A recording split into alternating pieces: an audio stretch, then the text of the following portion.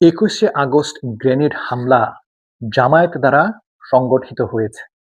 কিন্তু আসামি হয়েছেন তারেক রহমান ও বাবর। এই জঘন্য উক্তি আমি করছি না।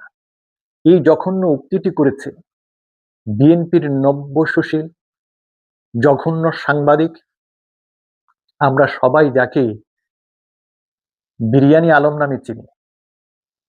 চিন্তা করে দেখুন কি জঘন্য, কি আত্মঘাতী উক্তি।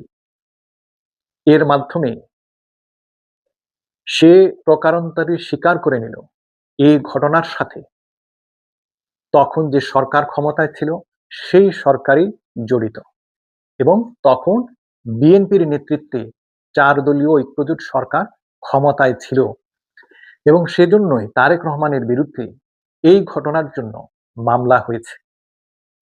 চিন্তা করে দেখুন, যারা মাহমুদুর রহমানের মতো সুশীলকে নৈতিক কারণে ধরে রাখতে পারে না, যারা মাহমুদুর রহমানের মতো সুশীলকে রিপ্লেস করে এরকম বিরিয়ানি আলমের মতো স্টুপিড সুশীল দিয়ে, তারা আর এর চাইতে ভালো কি আশা করতে পারে?